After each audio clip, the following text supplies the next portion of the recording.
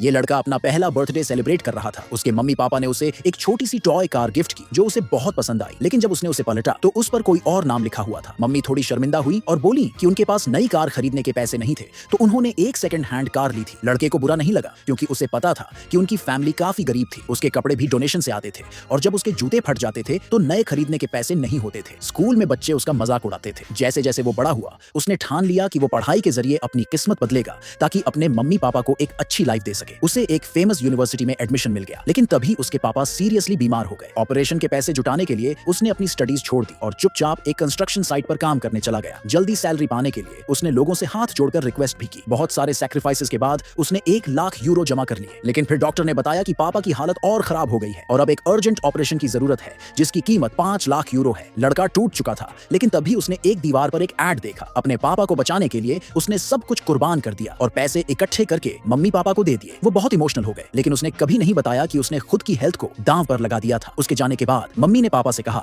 कि उन्होंने कभी क्यों नहीं बताया कि वो देश के सबसे अमीर लोग हैं और उनके बेटे ने इतने साल तक तकलीफें झेली। पापा ने जवाब दिया कि वो सब कुछ उनके अडॉप्टेड बेटे के बर्थडे के बाद बताएंगे, भले ही उसी दिन उनके रियल बेटे का बर्थडे भी हो, जिसे वो जानबूझकर इग्नोर करते रहे ताकि वो स्ट्रांग बने। उस रात मम्मी पापा अपने अडॉप्टेड बेटे को एक लग्जरी होटल में ले गए, बिना ये जाने कि उनका रियल बेटा वहीं वेटर की जॉब कर रहा था ताकि वो अपने पापा के इलाज का खर्च उठा सके। लड़का शॉक्ड रह गया जब उसने अपने मम्मी पापा को उस हाई क्लास जगह पर देखा। कंफर्म करने के लिए उसने अपनी मम्मी को कॉल किया और उन्होंने उसी के सामने कॉल उठाया। उसी पल उसे सच्चाई समझ आ गई और उसका दिल टूट गया। उसे याद आया कि कुछ दिन पहले उसने जिस आदमी को कंस्ट्रक्शन साइट पर डांटा था वो उसके पापा का ही एम्प्लॉय था। ये सब एक क्रूर टेस्ट था। उसके अंदर अपने मम्मी पापा के लिए गहरी नफरत भर गई, जिन्होंने 20 साल से ज्यादा उसे गरीबी, जिल्लत और बीमारी में जीने दिया। अचानक अडॉप्टेड बेटा उसे वाइन सर्व करने का ऑर्डर देता है। लड़का क्यूरियस होकर पापा से पूछता है कि उन्होंने बीमारी का ड्रामा क्यों किया। तभी उसे पता चलता है कि पापा तो कभी बीमार थे ही नहीं, उसने अपने शरीर की कुर्बानी बेवजह दी थी। ये सुनकर उसके हाथ से ग्लास गिर गया। अडॉप्टेड बेटा उसे गाली देता है और कहता है कि वो उसकी शर्ट की कीमत नहीं चुका सकता जब तक वो सारी बोतल नहीं पी लेता। होटल का मैनेजर बीच में आता है और उसकी जगह शराब पीने की कोशिश करता है, लेकिन उसे धक्का दे दिया जाता है। मम्मी भी उसे जलील करती है और बोलती है कि उसे माफी मांगना नहीं आता। लड़का कहता है कि उसकी साल भर की सैलरी से भी वो लोग के कपड़े नहीं खरीदे जा सकते